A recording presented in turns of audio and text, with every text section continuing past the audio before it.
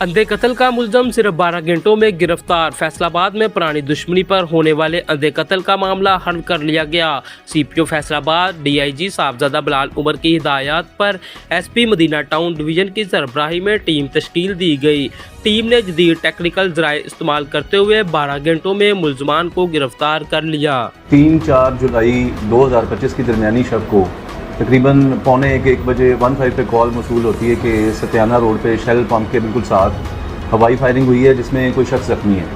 Firing की इतला पे फ़ौरन मैं रिस्पॉन्ड करता हूँ, मेरे साथ जो मोबाइल ऑफिसर था वो, उसके बाद STPO पीपल्स कॉलोनी वो आ जाते हैं, SP साहब मौके पे आ जाते हैं।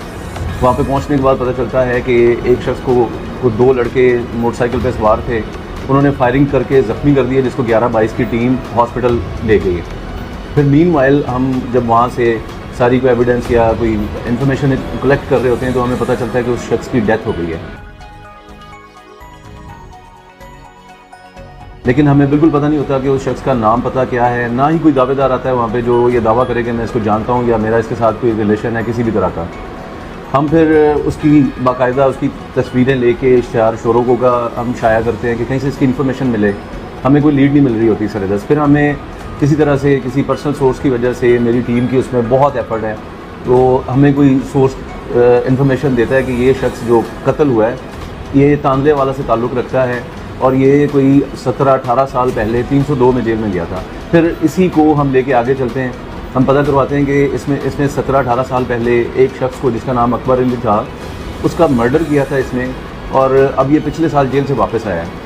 फिर हम अकबर अली की जो औलाद है उसके बारे में पता करते हैं तो हमें पता चलता है कि उसके भी बेटे जवान हैं और वो इस बारे में थोड़ा सा उनमें गुस्सा भी पाया जाता है कि उनके बाप को नाहक कत्ल किया गया था।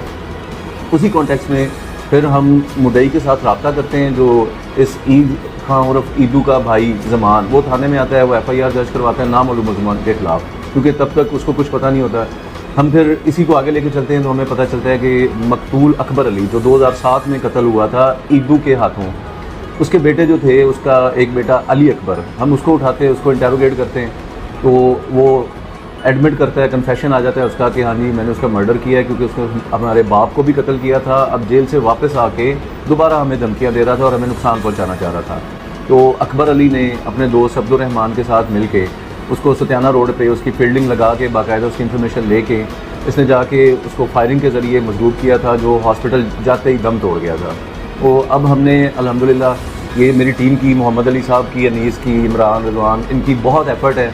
इन्होंने इसको विदिन 12 आवर्स ये इन जो मुलज़मान थे इनको ट्रेस करके, इनको इंटेरोगेट करके सारे का सारा केस सॉल्व किया। अब मुलज़मान हमारी कस्टडी में हैं और हमारी फर्दर लीगल इन्वेस्टिगेशन है वो अंडरगोइंग है। तो इंशाल्लाह ताला कुछ दिन में ये पूरे का पूरा केस हल होने के बाद ये मुलज़मान कैफरे किरदार तक पहुँच जाएंगे।